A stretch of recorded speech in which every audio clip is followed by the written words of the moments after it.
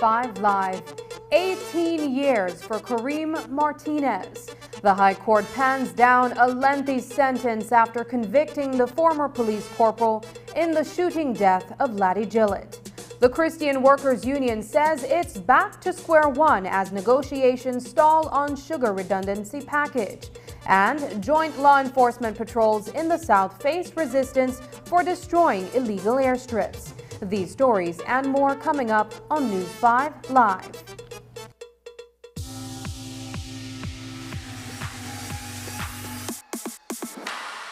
Sign up for a Smart Share Plan and save big. Whether you're a small entrepreneur starting up your business, a student on a limited budget, or a family trying to save, this is the plan for you. With unlimited SMS, calls, and data, we help you save. Get up to 5 lines for as low as $30 per line monthly, only with Smart. Sign up today at any Smart showroom or sales manager countrywide. So get your business going, share more memories with friends, and be ready for the day with Smart. Welcome to Design Depot, home of Sherwin-Williams paint. Sherwin-Williams paint is one of the most reputable paints in the industry, known for its superior quality, durability, and environmentally friendly technology. We carry a large variety of products for all your home and commercial needs, such as interior and exterior paints, primers, wood stains, sealers, clear top coats, caulking, aerosols, concrete, and masonry products. Achieve professional-looking results with ease using Sherwin-Williams paint and coating. Available at Design Depot, all in one place.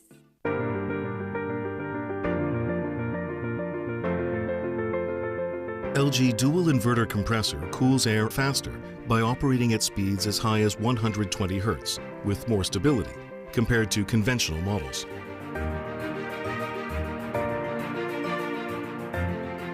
It also saves up to 70% more energy by operating at speeds as low as 10 Hz with more stability.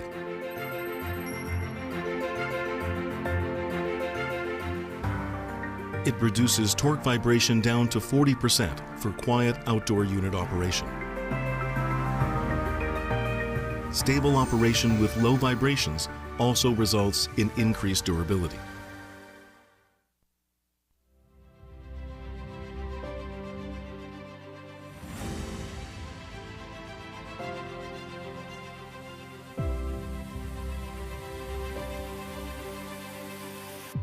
One of our job is especially from driving stuff from point A to point B, and make sure that they reach it safe and in time too. The challenging part for being an ambulance driver is that sometimes you're on call, then sometimes it's late at night, sometimes morning. I could recall when we are doing the vaccine for children, I get a call 11 o'clock at night and it was raining, and I have to go about driving 2 hours and a half. So partly I'm driving whole night. I could recall about one time I just about to eat and I get a call, you have to come back. When we talk about quality of care, it's not only what the doctor and the nurse provide, but is everybody who comes in contact within a health facility. It's everybody has a role, an important role into providing the best care.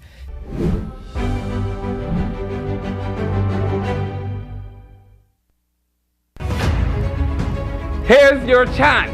The stage is waiting. We're looking for talented Belizean singers for another season of KTV The Remix.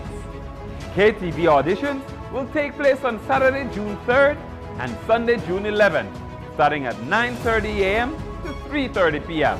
at Channel 5 on Coney Drive in Belize City.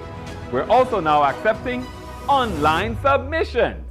2-minute videos can be emailed to producer at channel5belize.com or DM KTV Remix on Facebook. Deadline, Sunday, June 11th at 5 p.m. Come be a part of the biggest singing competition of the year. KTV The Remix, only on Channel 5.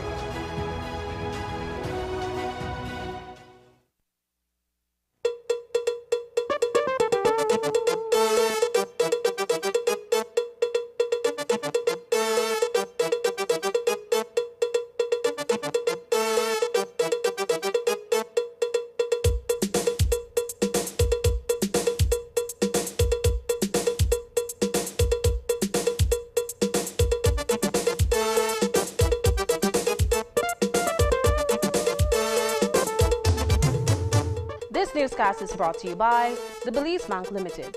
Our country, your bank. Good evening and welcome to News 5 Live for Wednesday, May 24th. I am Sabrina Daly. Earlier today, Justice Antoinette Moore sentenced Kareem Martinez, a former police corporal, to 18 years in prison. On April 21st, the 29-year-old was found guilty of manslaughter for the shooting death of 14-year-old Laddie Gillett that occurred almost 2 years ago in Placencia. After hearing the statements of two character witnesses and a sworn statement by Martinez himself, Justice Moore went on to lay out the factors she took into consideration while making a decision on the custodial sentence. News 5's Dwayne Moody reports. With bated breath, relatives and friends from both families as well as the reporters inside the courtroom waited as Justice Antoinette Moore delivered a blistering sentence, 18 years in prison, beginning April 21st, 2023. That's the custodial sentence handed down to Kareem Martinez, convicted of the shooting death of 14-year-old Laddie Gillett. What the judge gave him, I satisfied with, because at least I'm still in pain. Like, I can't even explain myself right now because I'm still in pain. I will not see my son. They can go and visit Kareem, but I can't go and visit my son because he's gone. And the rest I'm going to leave to God. Justice Moore said that the crime is extremely grave and the punishment must reflect that, taking into consideration what is set out by the law. It is ironic that Laddie's parents reacted quite differently to the sentencing. As another human, I think it, from my opinion, my personal feelings, it was a bit harsh.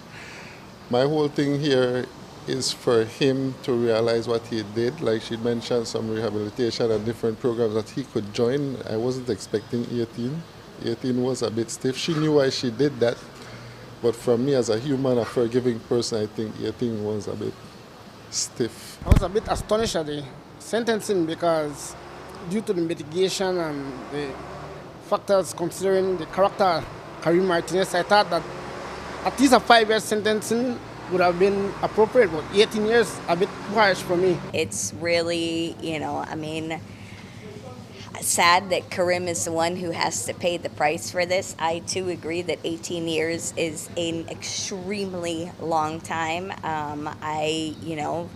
There's other people who I blame for this situation as well, which I would like to make public. The guy Danger who, called the cops and said, listen, that there's people on the beach that have, firearms or whatever else. I mean, he could have walked over there and seen the kids and this would have never happened. It's unfortunate that, Kareem is the one who pulled the trigger.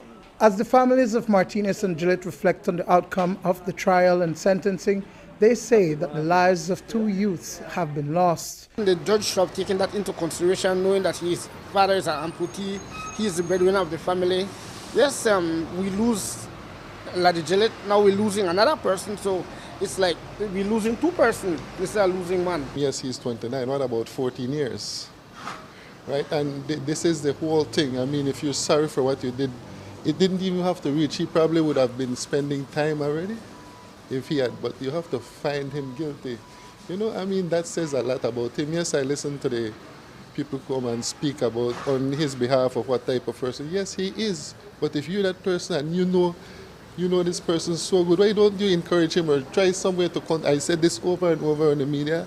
The family, they have not tried to contact the family. There's no remorse on him nor his family's part.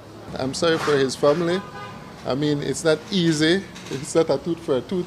It's not easy to have your family there for 18 years. It's hard on him knowing the situation his dad is in also. But what about the victim? You know, what about 14 years? I mean, he would have been 16 now, having a driver's license. There's a lot of things we could have been doing now, you know, and this is the thing that really hurts me when I listen to it. I'm really sorry for his family. You know, we are forgiving people. Sending him to jail is not going to bring my laddie back. You know, yes, he has to pay for the crime, but, you know, I really have utmost condolences for his family and, you know, what they're going to be going through for the next 18 years. And I personally, I've come to forgive, Karim for taking away our son. Will the sentencing of Martinez send a message to others who may want to perpetrate similar crimes?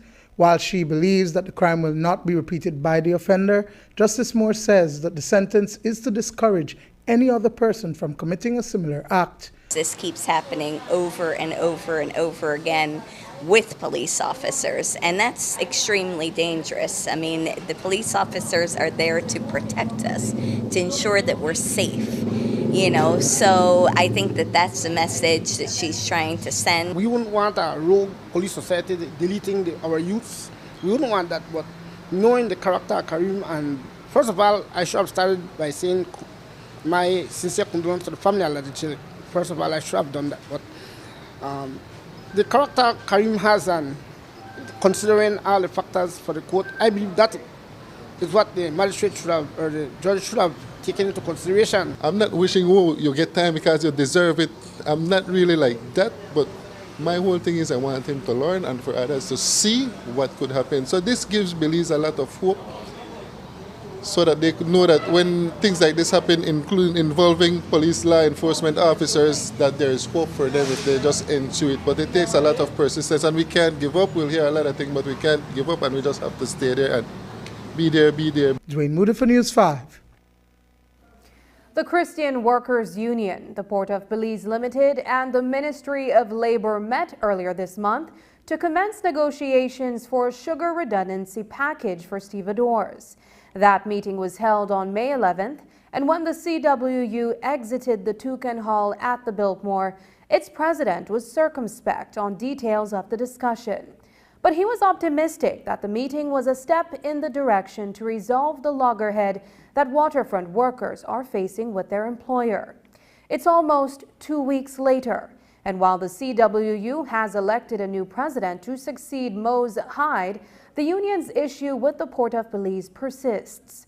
According to Hyde, now a special advisor to the labor organization, is that PBL refuses to honor the decision of the Essential Services Arbitration Tribunal. The matter of the sugar redundancy negotiations and the ESAT ruling is one of the huge issues that faces Christian Workers Union and our members down at the waterfront, the stevedores. And we have taken an approach to not say a lot, because we have afforded everybody involved the space and time to see if we can create some meaningful progress with the issue. I am afraid that we have reached a point where we seem to have gotten bogged down in tremendous resistance to the point of it reaching a level of, to be honest, the word I am forced to use is disrespect. When last we had anything to say on the matter, we had indicated to you guys in the media that we were unable to really say anything much. We explained that there were certain deadlines. And so what I want to do is just to kind of go back to that moment to say that that meeting came out of a letter written to us from PBL, in which they indicated that they were willing to get around the table to comply with the ESAT ruling. And so, as you can expect, we were very encouraged by that. And we had a certain level of expectations that we would actually start to have a meaningful dialogue. As a result of staying in the meeting, the indication or the deadline that was given by the Ministry of Labor to PBL was to say, hey, you said you were going to negotiate, so we give you until Monday, since it is, you say that you need to meet with your big people and your financial people, so then Monday is a fair time for you to present a counter proposal to CWU and the stevedores. Monday came, and again, what was sent was just a repeat of their position and no compliance with the directive that they were given.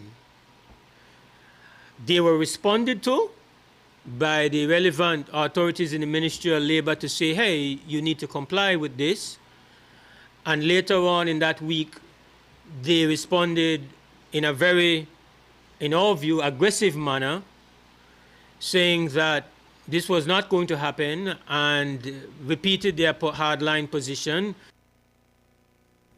According to Hyde, the CWU is of the impression that the Port of Belize seems to believe that government is powerless in bringing pressure to bear on PBL to do the right thing by stevedores. He also says that the matter should have been raised during the House meeting last Friday.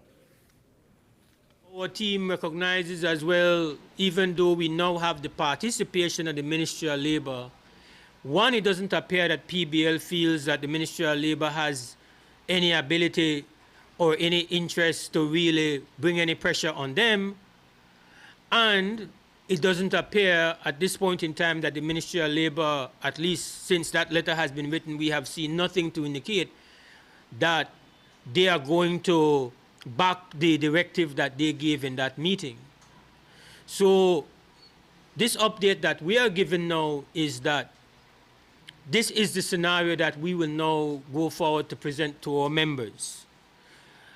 We definitely mark the fact that the management has a line drawn in the sand. They are not going to comply with the ESAT. We have no indication that the Ministry of Labor is going to up the ante. There's nothing coming from them to say that they are going to stand behind what they have directed PBL to do. We are concerned as well by the fact that it's bewildering to us that this question was somehow prevented from even being introduced into the Parliament. That, of course, came on Friday, and we are like, we don't understand how that is not a matter relevant for a parliamentary discussion. This afternoon, Deputy Prime Minister Cordell Hyde, the sibling of former CWU President Mose Hyde, weighed in on the matter. The Minister of Natural Resources says that it is time for government to seriously think through a nationalization of the Port of Belize. We should consider very seriously returning the port to the people of Belize. I think that is the only way you'll get to restore some sort of civility and some sort of decency and some sort of modernity to the port. The truth of the matter is nothing has been done at that place. Absolutely nothing has been done to improve that place, and every time you hear about the port, all you hear about is discord and divisiveness and animosity. At some point in time, we're going to have to figure out what it is that we are doing and what it is that we are about. Because my sense is that those owners at the port, whether it's a receivership or whether it's a port or whether it's an ownership, those persons consider the stevedores to be mere chattels. A government, a self-respecting government, cannot subscribe to that thought, because how we treat the stevedores, how we allow the stevedores to be treated, is a reflection of what we think we are and who we are and how we want to be treated in this global age of free trade. So we have to do more. We have to get it right. What more we have to do, we'll have to figure that out. And if it has to be that we have to take over the port, then we should, man, because we've been going at it for way too long. The principals of Port of Magical Belize issued a release on Tuesday stating that Portico Enterprises Limited, Boscalis International and Royal Caribbean Group have signed a memorandum of understanding to form a joint venture to develop, manage and operate the Port of Magical Belize. The release references a memorandum of understanding signed with the government of Belize back in 2017 with, quote, the objective of developing a mainland docking facility for the largest cruise ships of today and tomorrow, while providing employment opportunities for thousands of Belizean stakeholders, unquote. Now, a definitive agreement was reportedly issued under the previous administration, which gives way for the development. Today, Minister of Natural Resources Cordell Hyde responded to reports that enabling legislation will be tabled at the next sitting of the House of Representatives as it relates to the Port of Magical Belize. Those matters are being considered, indeed, but those matters will certainly become litigious matters. And so government is well advised to get legal advice, to seek and get legal advice so that they can move smartly on the matter. So that's all I'm going to say on that matter for now. But is this paving the way for the port, for that port?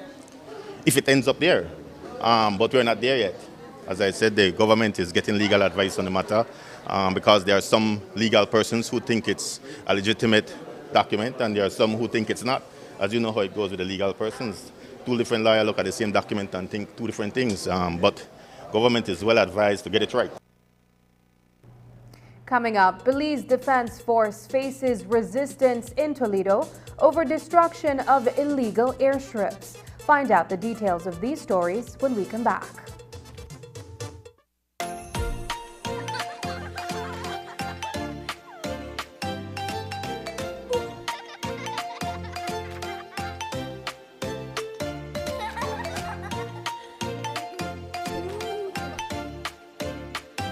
Adopting a second child was our best decision ever.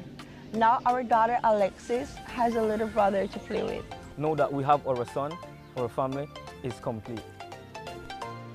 Contact the Department of Human Services and find out how you can become a foster or adoptive parent and be that heart of gold. Save, save, save. Member owners of the Holy Redeemer Credit Union Limited. Your credit union cordially invites you to attend its 79th AGM on Saturday, May 27th, commencing at 2 p.m. sharp at the Belize Civic Center. Come listen to important reports and information about your credit union and get the opportunity to ask questions and elect your officers, as well as participate in winning thousands of dollars in cash prizes. Currently, we have over 63,000 members with total assets of $725 million, total savings of $602 million, and total equity of $122 million. Please make every effort to attend your 79th HRCU AGM and remember to bring along your HRCU passbook and a valid photo ID to enter the venue. Holy Redeemer Credit Union, making a difference in people's lives.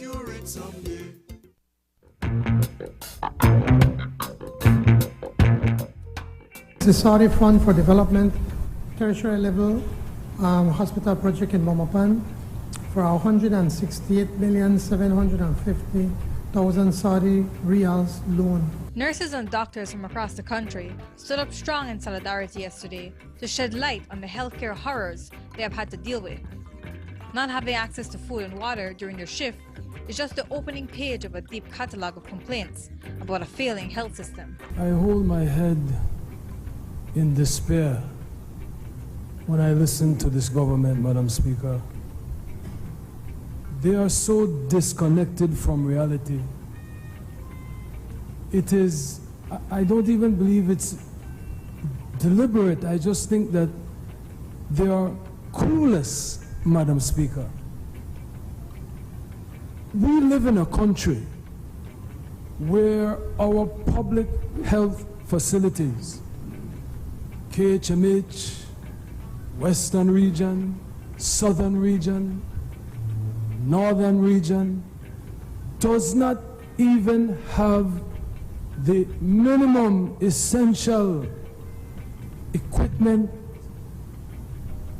items needed to treat patients. To use an example, I had a patient with hypertension, and I am unable to treat him with my resources. I can tell him what he needs, but now he has to go out and figure out how he's going to get it. Is this healthcare? And we, as a government, is going to borrow $90 million to build a 110-bed facility. To do what? We don't have basic things like tape. We don't have tape. If we were to put a IV on someone, we had masking tape the other day to put IVs on patients.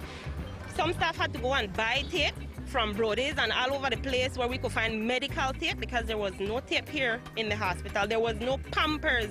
Staff took to Facebook to beg, ask the public to donate. We need to invest in the public healthcare facilities that we currently have. We cannot do magic. We cannot do magic with little or no resources. The resources is terrible when it comes to gloves for our peers, for us to work with, because some of us don't even have the right size to put on our hands. When it comes to medication, we have to send our patient to the different stores or to the different pharmacy to buy medication. Don't get excited, it's 45 million US.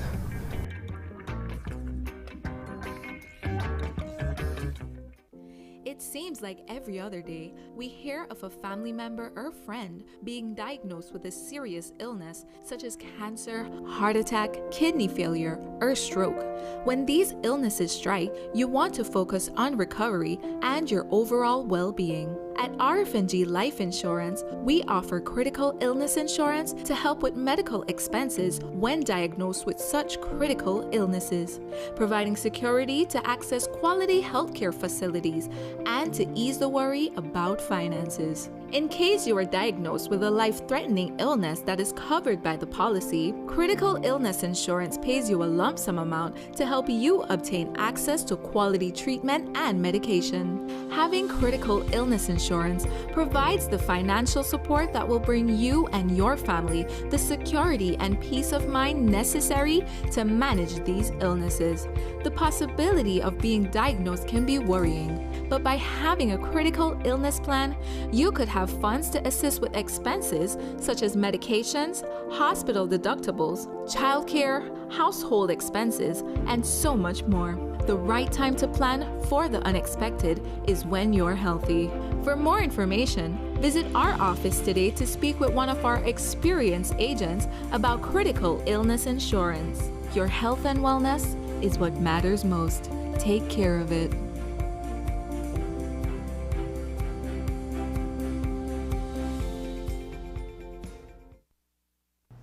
It is no secret that Belizeans are involved in the transnational drug trade. But there are alarming reports coming out of the Deep South tonight.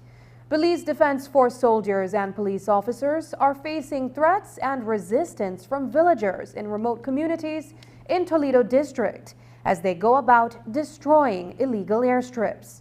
But what is motivating the hostility between villagers and the security forces working to deter illegal landings? And how does this conflict affect the work of these joint patrols? News 5's Paul Lopez reports. BDF soldiers and police officers are on a mission to destroy clandestine airstrips, but they are faced with increasing pushback from residents of far-flung communities in Toledo district.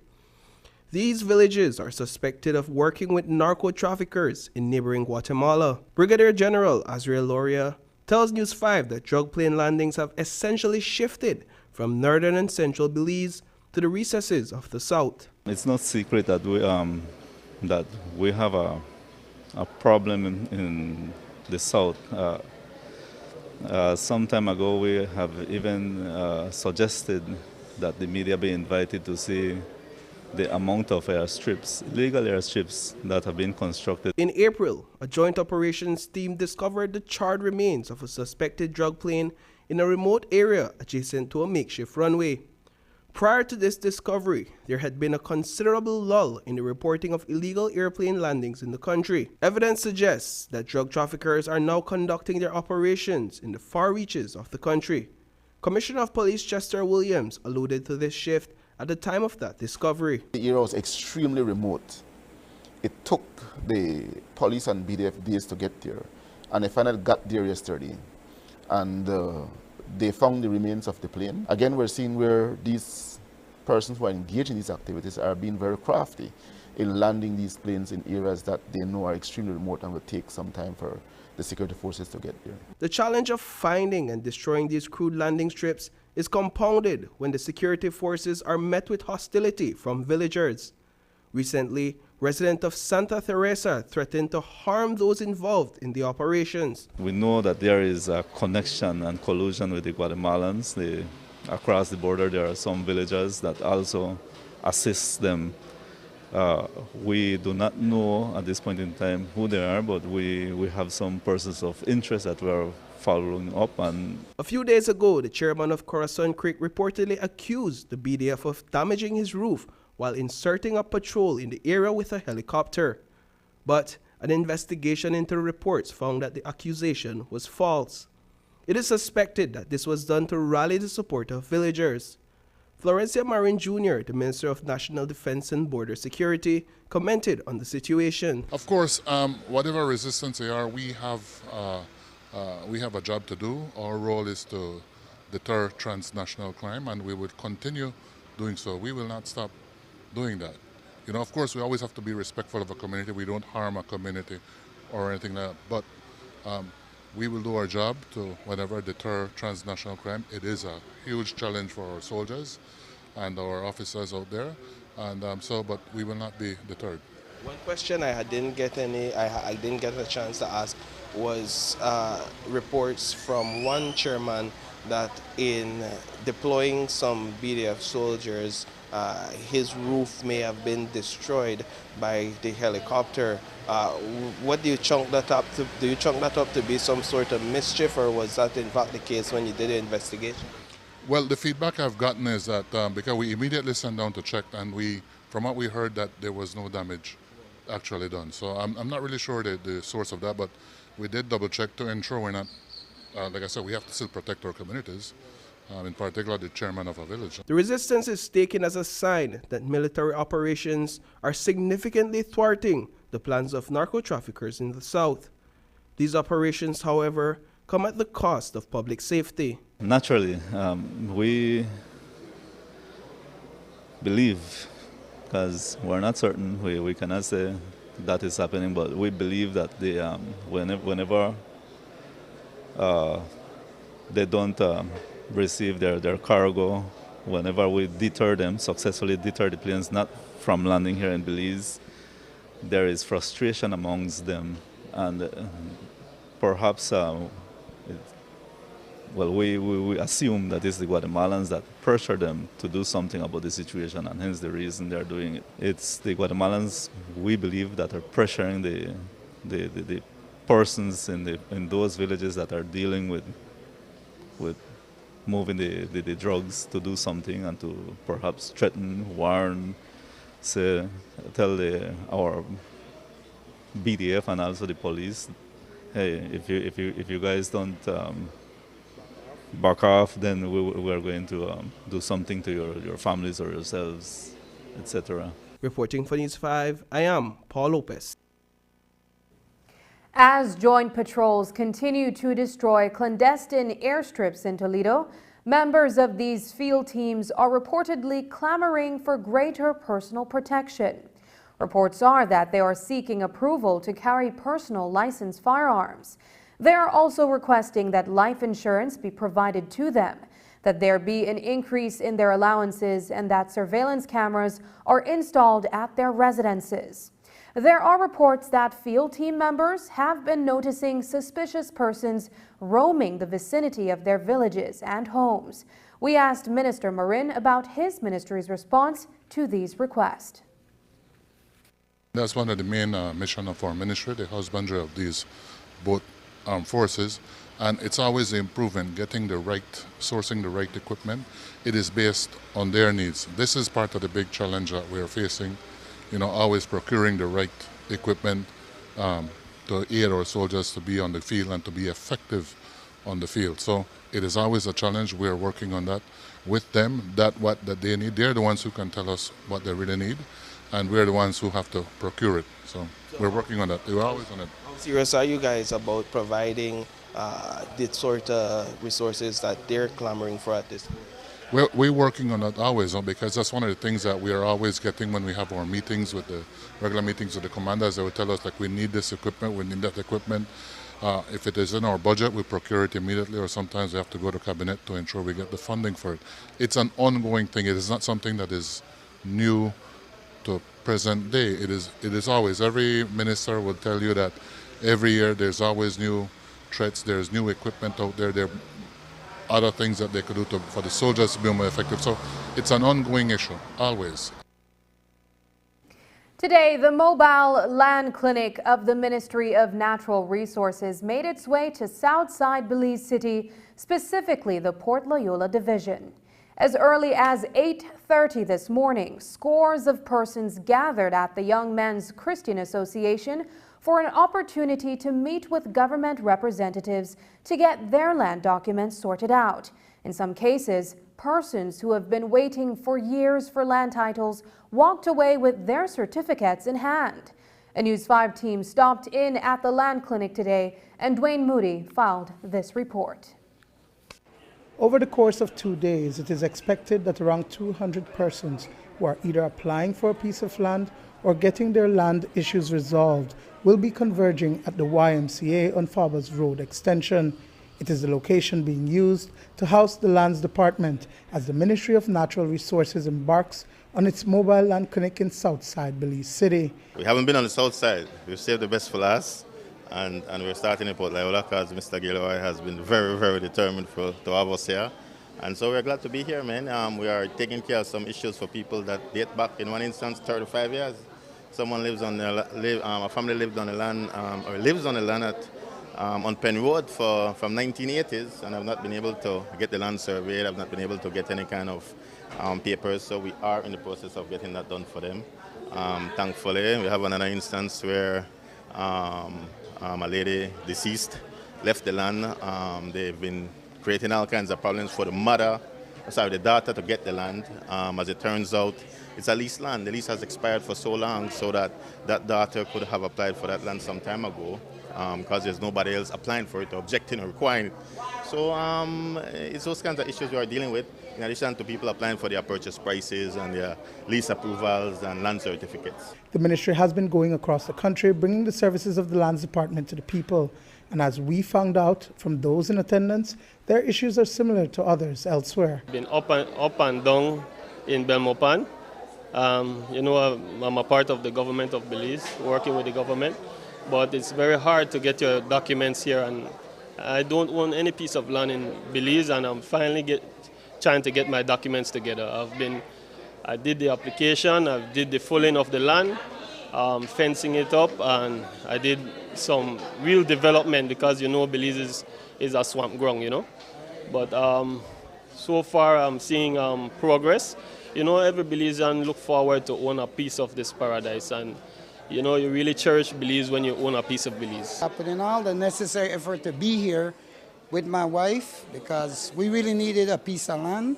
And thank God, thank God and thank to the area representative, Mr. Usher.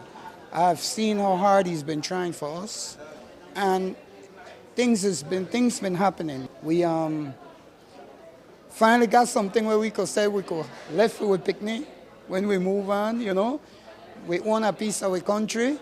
We could finally rest at night and say we got something that is ours. While she may not be a resident of the Port Loyola Division, retired teacher Delda Franklin says that she's been living in Coral Grove for over 2 decades, but still has not been able to acquire the title to her property. And I've tried to get my title some years and years and years. I'm now retired. I have 3 children, and I don't know what is God's plan for me.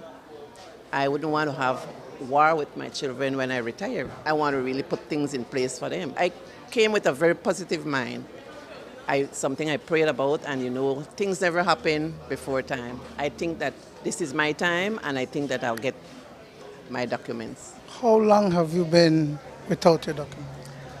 Well, my baby son is 36 years old. I'm a retired teacher for 12 years now, and I've been going through this years and years and years. There are many times I feel like giving up, but you know, I'm not that kind of person to give up. But is there any land in Port Loyola proper? There is land in Port Loyola, but what happened is that the land needs survey. And so I'm thankful to the Ministry of Natural Resources for undertaking to survey the land in Penn Road Extension. Now, in the other areas, what people are dealing with here are land issues pertaining to, like, say, they have applied for their lease. Long time I can't get a lease. They applied for their title. Some persons have issues with the correction because their lease number is wrong. Other persons apply for permission to survey, and they haven't received the okay from the ministry. And then you also have persons who want to transfer their land from one person to the next, but it's just a long process trying to get it done in Belmopan. All right, so the land clinic shortens the time that it takes to get those things done. The land clinic concludes on Friday. Dwayne Moody for News 5. The southernmost tip of Placencia has been privately owned for decades, but residents as well as visitors have been enjoying the beach as it is a favorite spot to recreate. But the new owners are now building a fence and locking off the area from the public. It doesn't sit well with residents of the peninsula and their village council who had applied for prescription years ago. That would have allowed the council the ability to get a title for the area, which is used by almost everyone to access the beach since there was no development by the owners.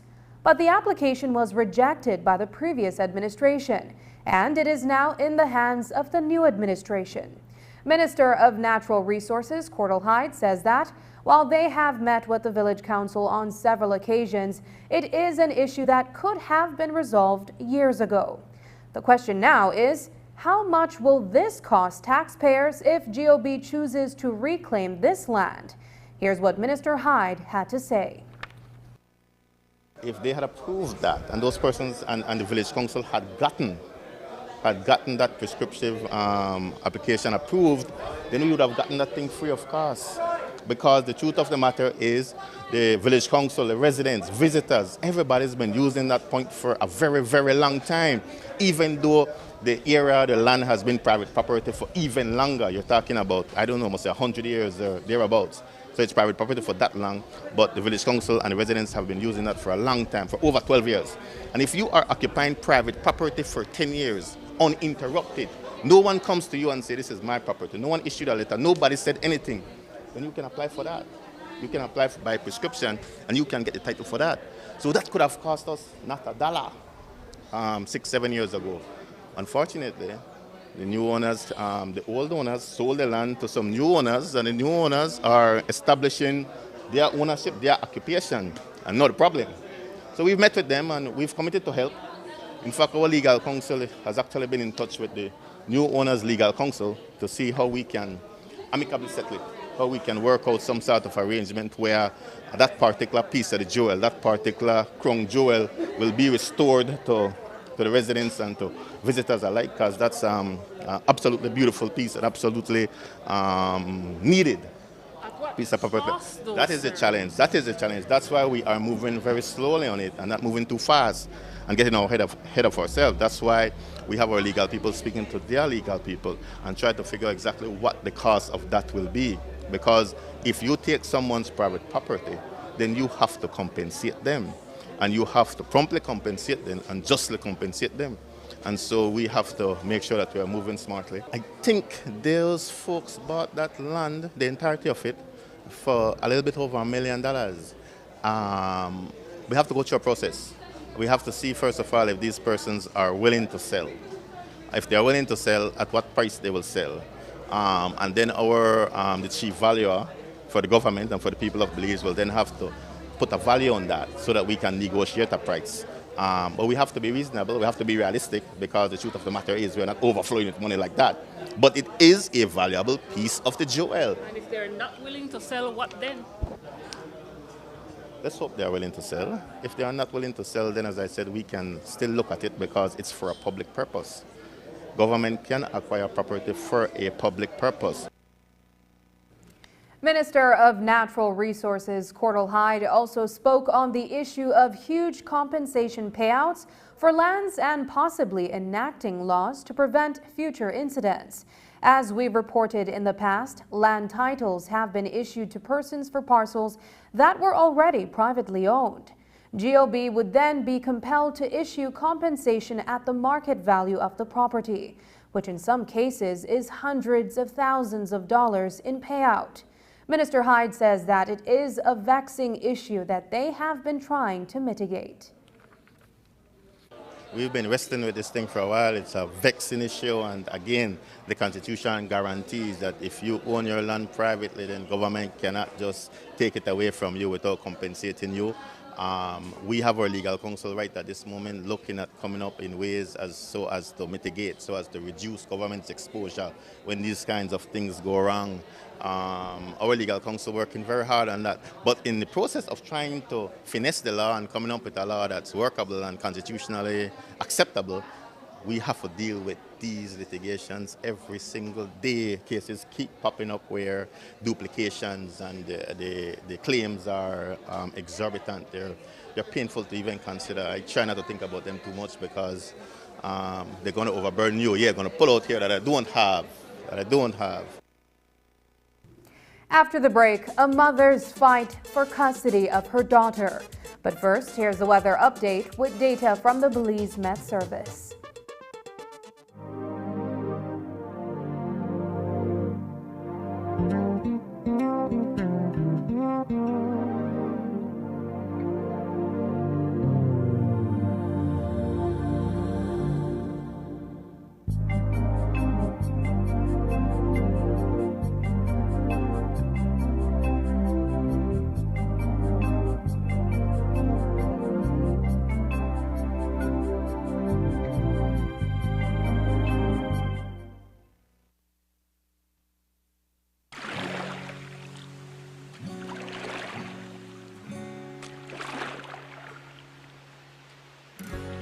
Upon arriving home, Brian observed that his mother was almost done preparing lunch, while his father was mending a fishing net that he had spread between two trees in front of his house. Brian decided he'd talk to his dad before eating.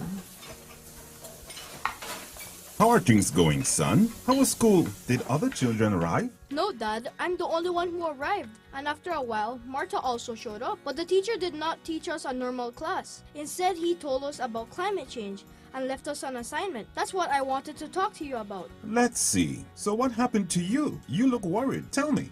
Brian's face showed a lot of concern as he explained everything to his dad he had learned that day. He told us to go to talk to people in town and to find out how is climate change affecting them. Joe was sad to see his son's concerned look. Okay, I see. And what did people tell you? Well, everyone is having problems, Dad, in their homes, their businesses, and their crops. And the teacher says that this is something that cannot be stopped, that we can only adapt to living in these conditions. That is why I wanted to ask you if you can think of something that you could do with the rest of the fishermen.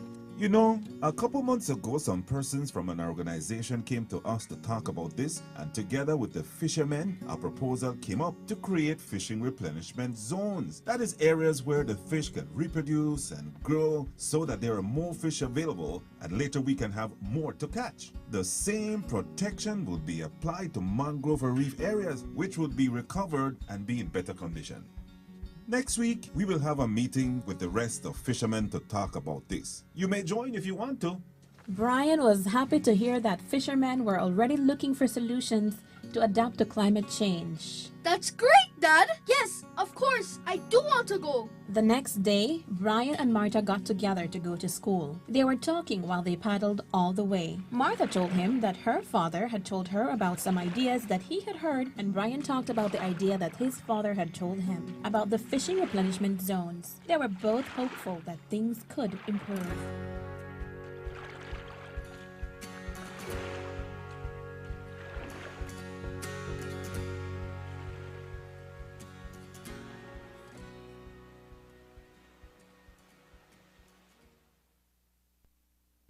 Universal Hardware announces its Mega Sale 2023 to be on Thursday, Friday, and Saturday, May 25, 26, and 27. Leafan motorcycles, Makita power tools, Shindaiwa trimmers, Hunter ceiling fans, Easy Care paint, and Sankey AC units. Everything on incredible discounts to increase your productivity. Universal Hardware, your solutions provider on Chedamal Boulevard, Belize City.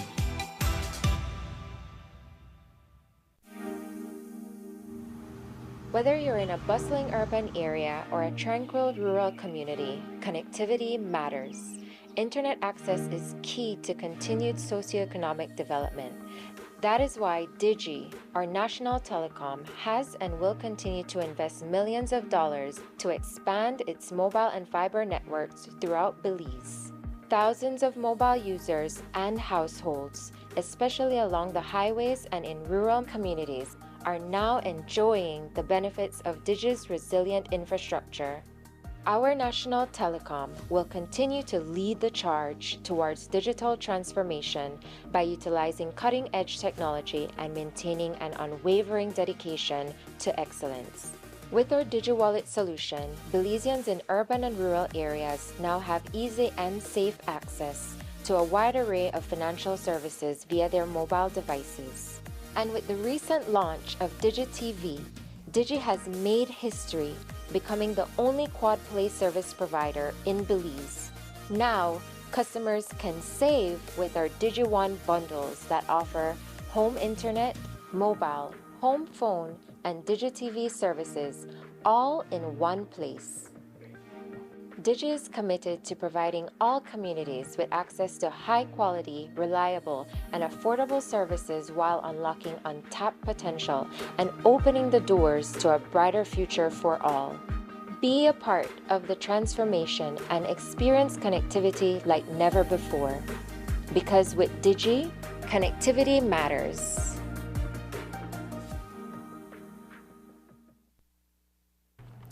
On Tuesday night, a Belize City woman took to her social media page to shed light on an ongoing issue involving custody of her 4-year-old daughter. Ashanti Ingleton has been before the family court several times during the past 3 years in a desperate attempt to get back her daughter, or at least enjoy visiting rights on days when she is allowed to see the little girl. When Ingleton discovered that the child's father had removed her from school and has taken her to the United States, she was beside herself with emotions. Earlier today, we spoke with Ingleton and her attorney. Together, they explained how they believe the family court failed the mother of 3. They are now exploring all legal options to have the child returned to Belize. While it is not customary for us to show photos of minors in our newscast, for the purpose of locating her daughter, Ingleton and her attorney have granted permission for us to use the images. News 5's Isani Catano reports. 4-year-old Amani Flowers was removed from preschool several weeks ago. The little girl finds herself in the middle of a bitter custody battle involving her parents. It is believed that she's with her father, somewhere in the United States. Ashanti Ingleton gave her mother temporary custody of her children at the start of the pandemic in 2020. It was also the beginning of her parental headaches. It all began at the beginning of COVID. I was working in and living behind the apartment on JEC, behind JEC, and even though COVID was happening, I still had to work to keep a roof over our head for me and my kids. And I made the decision to have my kids go to my mom in Ladyville while I continue working, risking my life basically to provide for them. During that time, Alvin Flowers, seen here with Amani, reportedly took possession of the child without the knowledge or consent of her mother. According to Ingleton, her mother surrendered custody of the baby and did not inform her of that decision. Every time I would speak to her, she would always tell me, the baby's there fine, everything is okay, don't stress yourself. Because at the time I was just mainly working to pay my rent. You know, it was very hard, but I managed to pull it off, and then I was able to take some stuff to my mom for my kids, And when I went there, I was so excited to see my daughter to find out she wasn't there. And my mother told me that she gave my baby to her dad, which was not supposed to happen because he only had visitation on the weekends. That would eventually set off a custody battle that Engleton subsequently lost. Attorney Tiffany Cadle explains that what took place at the family court was an ex parte hearing. In essence, the session was undertaken on behalf of only one of the parties involved in the matter. I remember very clearly because I have always been involved with this case. She had another child, so she went for a C-section, and the C-section didn't go as planned. They gave her the date to return to court. Everybody knows that when a woman has a C-section, it is not just a walk in the park. Everybody knows that that step at the family court is not an easy step to walk up. She had some complications with the C-sections and she wasn't doing well. And on the day, she tried to call the office, the magistrate, the family court, to tell them that she wasn't able to make it because she cannot walk up that stairs. She's literally still recovering from the C-section. Ashanti then reached out to Flowers and asked him to relay a message to the court that she wouldn't be able to attend the session. While she already had a babysitter for Amani, she was advised to leave the child with her father for an extra week. And then I said to her, but why would you have somebody look after Amani? Why don't you leave Amani with the dad? I said, what if something happened? It will go bad for your case, the custody case. And then she said, you think? I said, yes, let her. I said, it will look very good as well that you are a reasonable person. And he asked for another week, and he used that opportunity to go to the court and say to the court that he had the child with him the entire time that the mother abandoned the child. Somehow, Flowers was able to convince the court that Ashanti Engleton was an unfit mother. She says that there was no real investigation to confirm that claim. There's no real evidence provided. There was no real investigation provided or done. No one came to my home. No one asked me any question. No one came to see the condition, to make sure that my kids are okay, to see that I am a fit mom. Everybody knows I'm a fit mom and I am an entrepreneur. I have been doing nails for 15 years. I've been in situations where I may have been homeless before, but that is because of my family. I keep believing that my family are family. And because I have that mindset, I'm thinking they're going to come around eventually. But damn, people, their bones hard. The situation has become dire, prompting Flowers to take to social media to vent her frustration with the system. Last night, I made a live sharing more details about, basically just venting my frustration. Because I've been dealing with it for 2 years and I don't know I don't know if I do. I don't know. I try everything legally and nothing to work, and I like the system just to fail everybody. When you're dealing with family and children, you always should act in the best interest of the child. It is not about the father, it's not about the mother. It's always in the best interest of the child. And as officers of the court, that should always be in the forefront of our mind. Not any malicious or vindictive or vexatious attitude from either party. In a social media post responding to Ashanti Engleton, Alwyn Flowers wrote, quote, "I have had sole full custody of my child for 3 years. No contact nor contribution financially nor physically with her mother until now when I'm giving my daughter the best life she deserves." End quote. We will do everything that we can and in our power to try to get the child back to Belize. It's just not fair. A child needs her mother, and it doesn't, you can't tell me that, oh, I'm giving the child a better life in America. Yes, you're giving the child a better life in America, but then what about her having a relationship with her mother? Reporting for News 5, I am Isana Cayetano. A chef who claims that he was the victim of a traffic accident on Monday near the Pound Yard Bridge says he is being victimized because he was charged for how he reacted after being knocked down. The incident was partially recorded and thereafter went viral on social media. 35-year-old Raymond Dyer was summoned to appear in court today to answer to the charge of indecent words to a woman police officer. Dyer expressed his frustration in an interview this morning outside the Belize City Magistrates Court. According to Dyer, he believes that he was charged based on the video, which showed only part of what actually occurred. On Monday, Dyer and a female companion were walking towards the Pound Yard Bridge when a dollar van traveling in the opposite direction swerved into them. Dyer said that he pushed his friend out of harm's way and took the brunt of the impact when the van knocked him to the ground. When he realized that he had been hit, Dyer said that was when he reacted, attacking the Haitian taxi driver.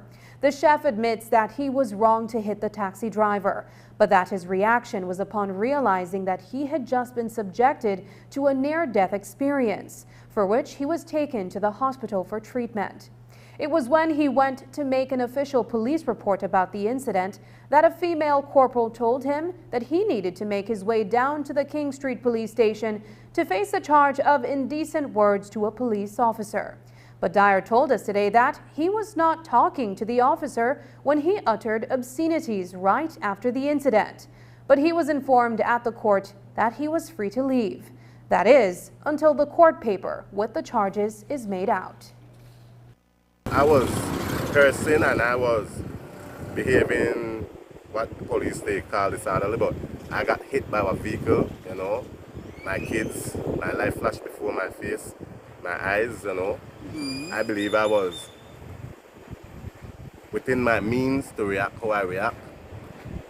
I wasn't in the middle of the street. This man literally swerved and accelerate this van in my direction and hit me. Okay. And I feel cheated. I feel very, very cheated. Yes, I know my right went wrong when I attacked the man, but I lose it. The justice system cheated me by charging me for this indecent words. Now today I show up to court and there's no court book. There ain't no charge at the court for me. You know, they're wasting my time. Unibam's executive director, Caleb Orozco, is lashing out against what he says are premature decisions surrounding the Belize Constitution and the supremacy of God. Orozco sits on the People's Constitution Commission, PCC, which has representation from a wide cross-section of society. The commission is tasked with drafting and guiding the process of promulgating a new constitution or making amendments. That's no easy task, and with the participation of dozens of representatives with strong opinions, the road to a new constitution is expected to be bumpy.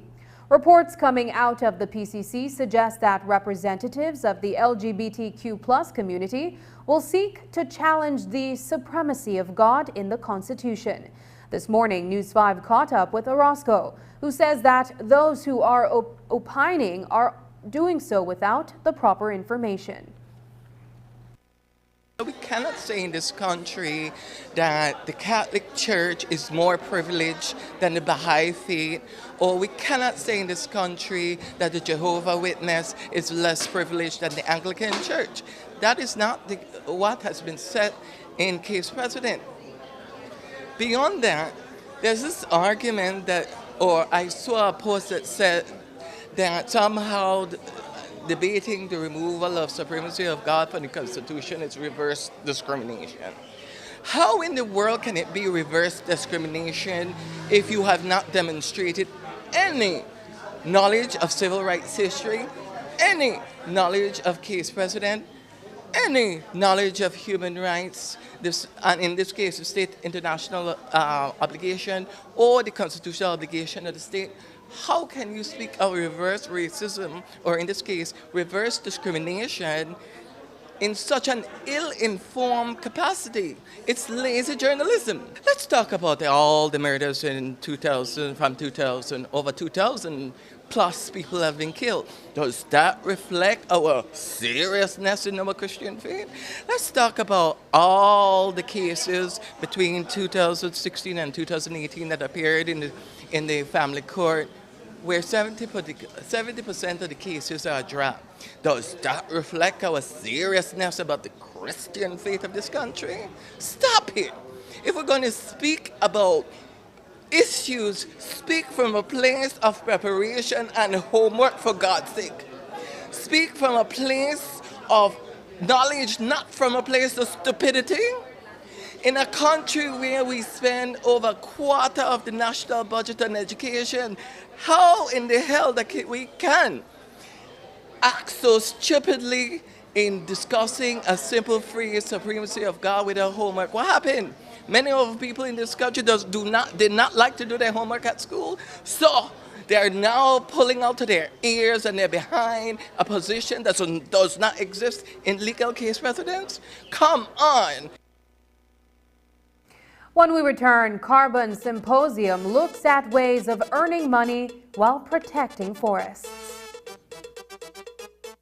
This Mother's Day, celebrate that special woman who holds your family together. Start her day off right, complete with love and smiles. But why stop there? At Brothers Habet, we believe in celebrating moms all month long. We're offering big discounts all throughout May, like 15% off all mowing, kitchen and bathroom faucets and accessories, 15% off all Penta paints, and much more. And for the ultimate Mother's Day gift, purchase any Penta paint during May and get a chance to win big. Every week, we're giving away $100 to a lucky mom, and at the end of the month, one lucky mom will receive a grand prize of $1,000. Give mom the gift she truly deserves from Brothers Habet. Happy Mother's Day to all the super moms out there, and we hope to see you in store soon.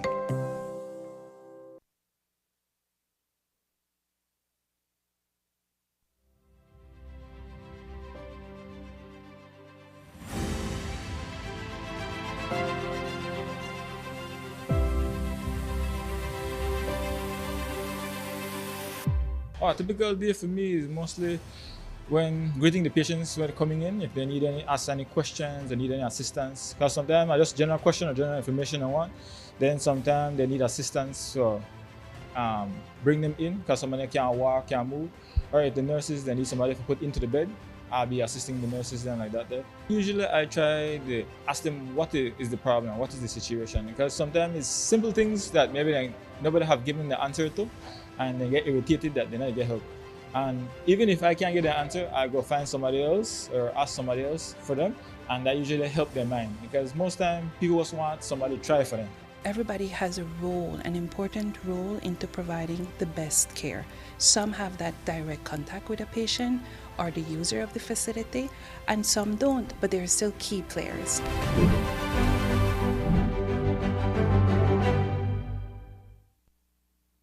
And now, the hottest match of the evening. Get ready for action! Here they come. Amazing! They're unstoppable, unbeatable. They have them on the ropes. The heat rises to the top. 1, 2, and 3. They're on fire. Chiladas. Fire up the taste of Belize with the new Chiladas crunchy tortilla taco chips in its hot chili flavor.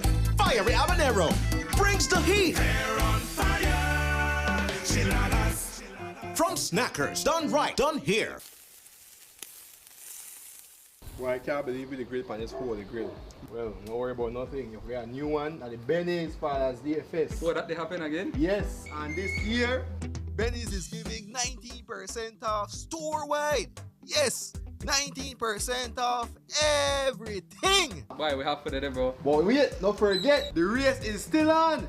The Benny's 100-car race, where racers will once again compete to claim the top prize and become the champion. Anyways, look on the time. If you have this grill, I need to go. Alright, yeah, bro. New whip? Push the start. Alright, big time. Boy, Kagali push the start, man. The Benny's Father's Day Fest Saturday, June 17th, Belize Superstore. This one you don't want to miss.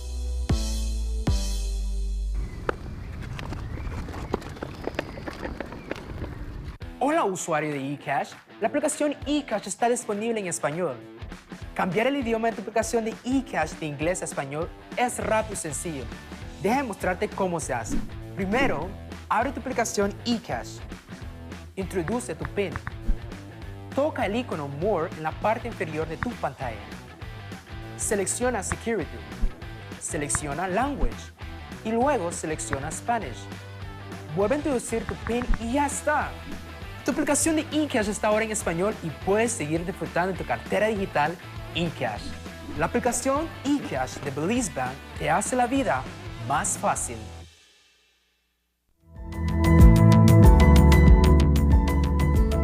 Smart introduces Real Unlimited Postpaid Plans, providing customers with unlimited talk, unlimited text, and unlimited data. Now that's a real great deal.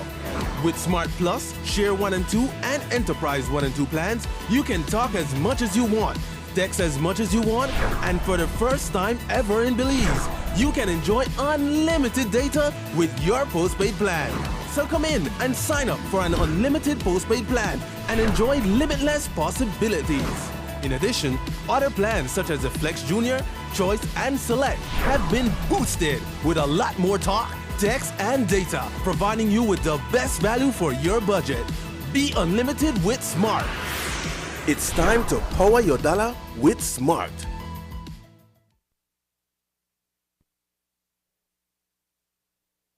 The Belize network of non-governmental organizations held its first ever carbon symposium today. The event created an avenue for stakeholders in the conservation sector to discuss opportunities that can help Belize to earn financial incentives while protecting our forests. Changing our practices to more environmentally friendly methods can help Belize in the future, as more countries are shifting towards greener methods. News 5's Marian Ali was at the symposium and filed this report. Preserving our forests while exploring ways of earning financial benefits was one of the topics discussed during the first ever carbon symposium held by the Belize network of NGOs.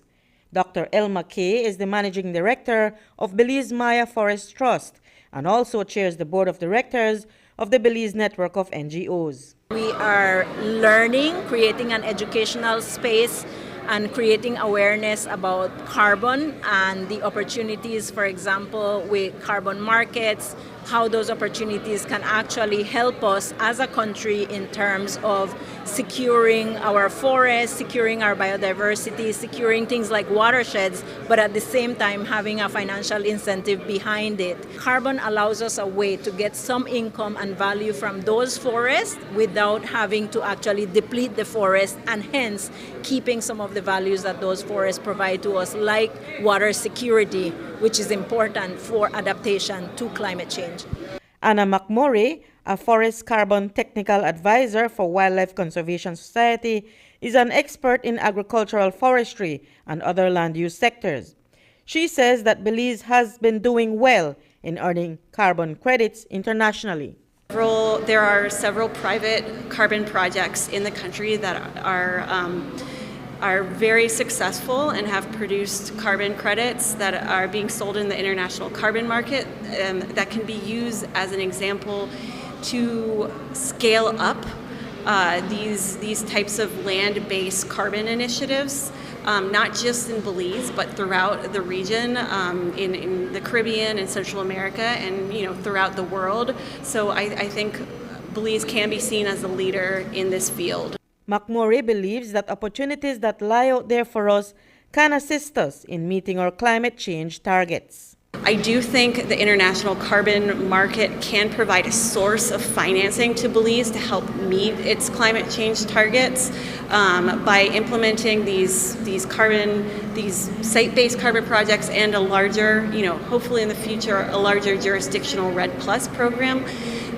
Finance can come in to support the other work that Belize needs to do to help adapt to climate change and reduce its emissions by investing in infrastructure. Dr. Elma Kay says the fact that Belize is transitioning with the rest of the world in adopting greener methods of living puts the country in a good place because we still maintain much of our forests. Our fossil fuel consumption does not equate to does not come near the amount that developed countries consume.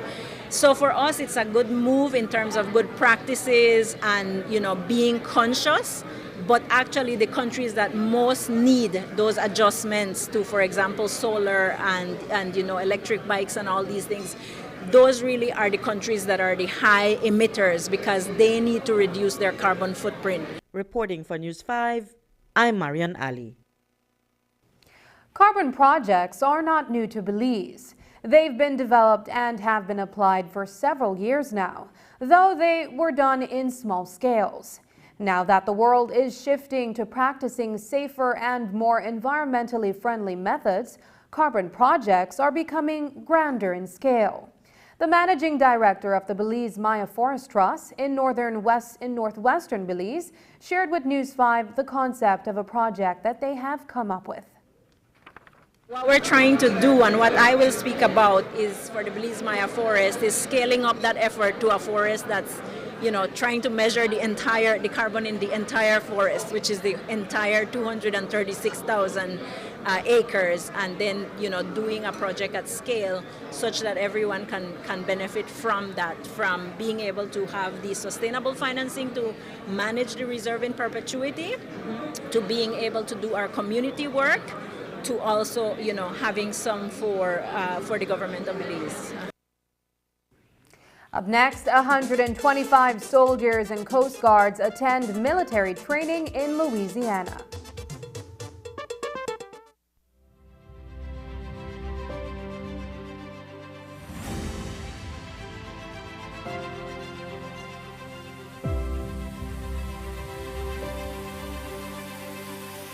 When the National Health Insurance Scheme rolled out in 2006, it started with two main clinics in the southern region, basically Toledo and Stankrake, and it started with having one clinic in San Antonio to provide coverage for a set-assigned geography, and Punta Gorda to provide services for those persons living within the town and nearby communities. To date, they have both grown, not only in the number of registered patients that they provide primary care services to, but also with the required staff that they need in order to provide services. My responsibility is to ensure that the clinic is providing the necessary service needed to be, and ensure that the clinic have every equipment. Not just here, I also manage 3 other clinics under this San Antonio Polyclinic. So it's I have to manage and ensure, we have doctors going there. We're also providing necessary service there. My duties here at the clinic is to oversee operations on a daily basis. That deals with financials, schedulings, and all those different things, and having my little core meetings with my staff. For those who are core personnel, such as doctors, nurses. 2 satellites apart from the main polyclinic here. We have Big Falls Satellite Clinic and we have Santana Satellite Clinic. And overall, we have 13,000 registered members, but we see more than that because we have non-members as well.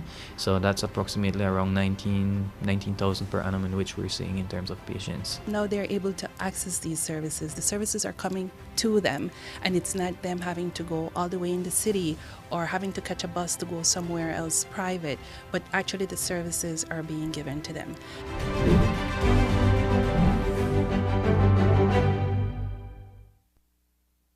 Investment Services Explained.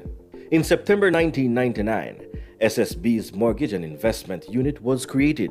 The unit later became the Investment Department in 2005 and officially Investment Services in October 2007. So, what is the Investment Services role? How does Investment Services help to support Social Security and you? And why is Investment Services important to Belize? Investment Services' function is to make prudent investments in the form of commercial loans, shares, and real estate development.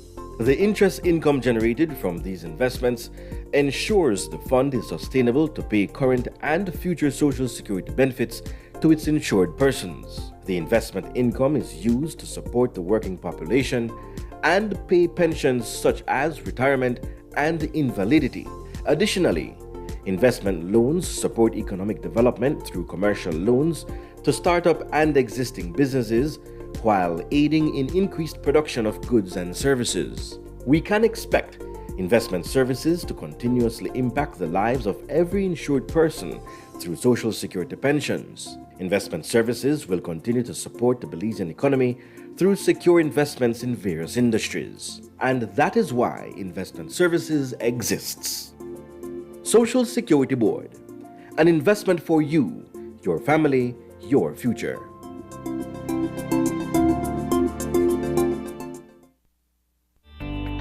Taking its name from the venerable father of the nation, the George Price Highway stretches 77 miles from Belize City to Benqueviejo.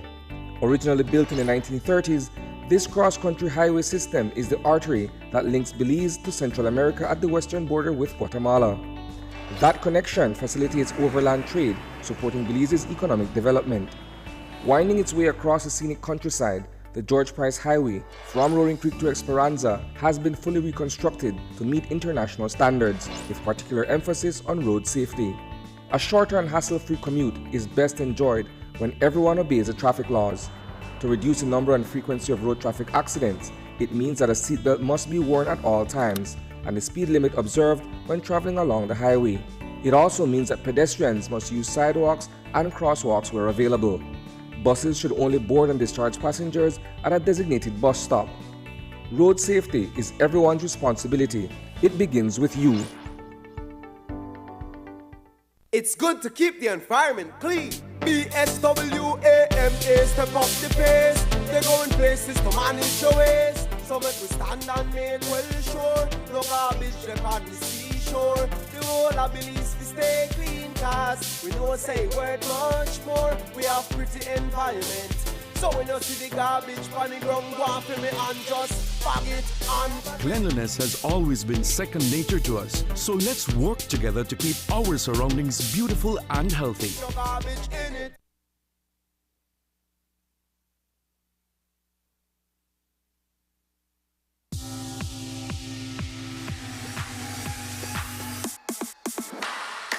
Sign up for Smart Share Plan and save big. Whether you're a small entrepreneur starting up your business, a student on a limited budget, or a family trying to save, this is the plan for you. With unlimited SMS, calls, and data, we help you save. Get up to 5 lines for as low as $30 per line monthly, only with Smart. Sign up today at any Smart showroom or sales manager countrywide.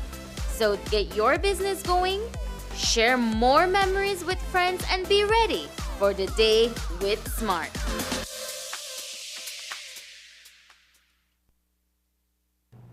When we caught up with Cordell Hyde, the Minister of Natural Resources, he also gave his input on the land dispute between the villagers of Laguna and Emery Grove. As we have reported, the neighboring communities have been going at each other over lands they both claim belong to their respective village. Residents of Laguna assert that they have long recognized the area as communal lands. But Emery Grove residents have maintained their position and are intent on preventing any development from occurring within the disputed territory. Minister Hyde says he has been monitoring the situation, and he is of the view that there needs to be meaningful dialogue between both parties involved in the dispute. It's a big problem.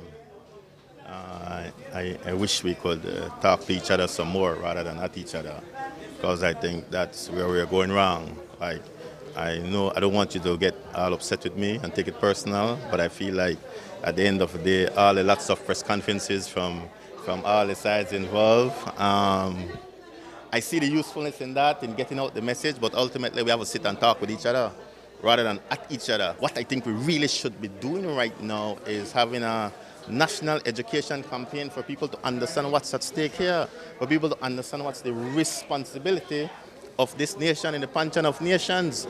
How do we function as a democratic society and uphold a judgment from the highest court in all the land, but make it such that it's workable for everyone? It does seem though that you are saying one thing on the Maya issue, that you understand the principle behind the court judgment, but it appears some of your colleagues in cabinet don't, and they are being accused by the Mayas of continually disrespecting them, dragging out their feet in complying with that consent order.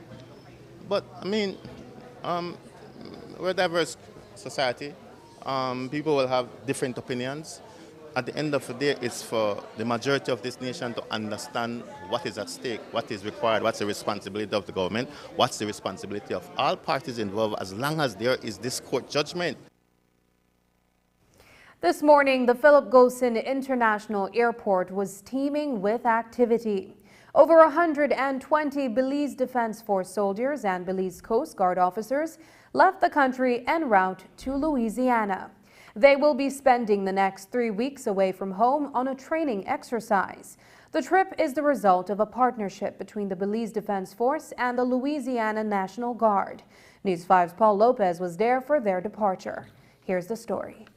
They gathered inside the Philip Gosen International Airport like a contingent of security forces called to action overseas. But all 125 men and women from the Belize Defense Force and the Belize Coast Guard are boarding a flight bound for Louisiana. First of all, we got an invitation from the Louisiana National Guard. We have a very robust state partnership with them, with the United States of America. And they invited us to attend their training, their JRTC, they call it, is the Joint Readiness Training Center that is located in Louisiana and parts of Alabama. The training is conducted every 4 years. A platoon of BDF volunteer soldiers was deployed in 2019 to participate in the training exercise. This is the first time that the Belize Coast Guard is sending a contingent of officers. It's very different from what we do on a day-to-day basis. What this GRTC will provide to the Belize Coast Guard is not within the first scope of duties that the Belize Coast Guard performs.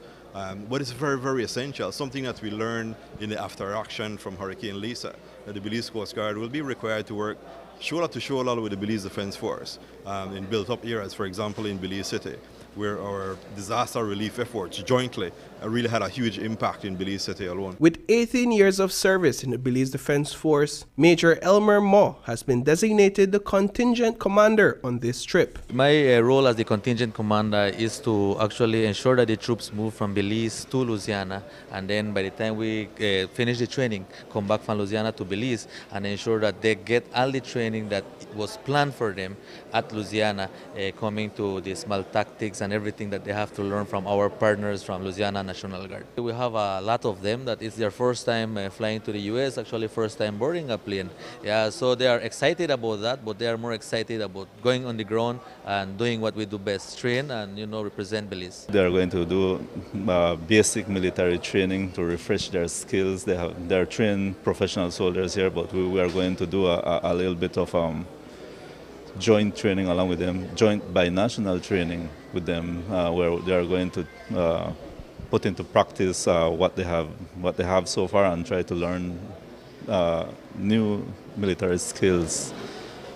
They will refresh their marksmanship principles. They will be doing a lot of shooting. They are going to do military type operations like defensive, offensive operations. Florencia Marin, the Minister of National Defense and Border Security, was present to wish the delegation great success as they gathered at the airport.